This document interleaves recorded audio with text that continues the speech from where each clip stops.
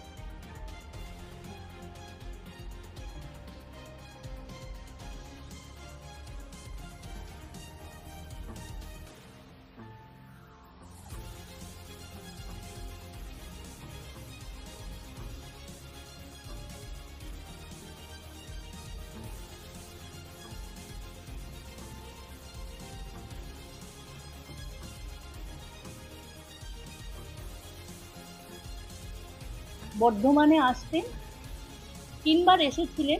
উনি একবার বর্ধমান পৌরসভার কাজে এসেছিলেন, একবার ব্যাংক উদ্বোধনের কাজে এসেছিলেন, তবে 2বার আমাদের বাড়ির আতিথ্য গ্রহণ করেছিলেন। আমি তো তখন আসিনি এ বাড়িতে। আমার পূর্ববর্তী যারা ছিলেন, আমার শাশুড়ি মা, আমার বড় জায়েদের কাছে যে গল্প শুনেছি সেইটুকুই আমি তোমাদের বলতে পারি।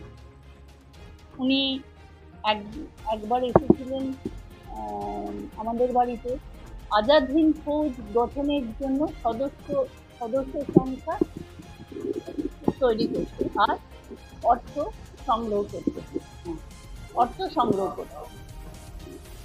এবং তখন আমার মানে শোনা বর্ধমানের মহারানী উনি প্রচুর সোনাদানা দিয়েছিলেন, থলি ভর্তি, আর দিয়েছিলেন আমার ঠাকুমার শাশুড়ি মানে স্বর্গীয় ভামিনী রঞ্জন সেনের স্ত্রী, থলি ভর্তি চাঁদার জন্য সোনাদানা দিয়েছিলেন। আর আমার ভাসুর নেতাজির আদর্শে দেবরঞ্জন সেন, স্বর্গীয় দেবরঞ্জন সেন, নেতাজির আদর্শে অনুপ্রাণিত হয়ে উনি আজাদ হিন্দ ফৌজ যোগ দিয়েছিলেন, ওই দলে যোগ দিয়েছিলেন।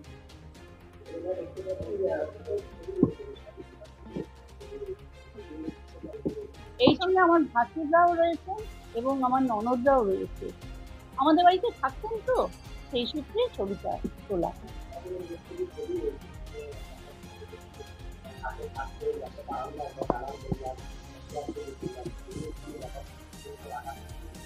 হ্যাঁ, না, উনি যখন এখানে আসতেন তখন ওই ঘরে থাকতেন এবং ওখানে ওই বিছানায় ব্যবহার করতেন, ওই খাট ব্যবহার করতেন এবং ওই যে আলমারি, ওই আলমারিতে ওনার পোশাক এবং সুগন্ধি, উনি ভীষণ প্রসাধনী ব্যবহার করতে ভালোবাসতেন, সুগন্ধি বিশেষত সুগন্ধি ভর্তি থাকতো। ওই চেয়ারে বসতেন, টেবিলে লিখতেন, এগুলো শুনেছি। সংগ্রহ করতে এসেছিলেন এবং সাদা সংগ্রহ করতে। আমার নাম শ্রীমতী মিতালি সেন। আমি কি করি? এই পরিবারের এককালে ছিলাম বধূ, এখন আমি শাশুড়ি মা। আমার পূর্ব বর্ধমান থেকে দেবাশিস ঘোষের রিপোর্ট, রূপসী বাংলা মিডিয়া।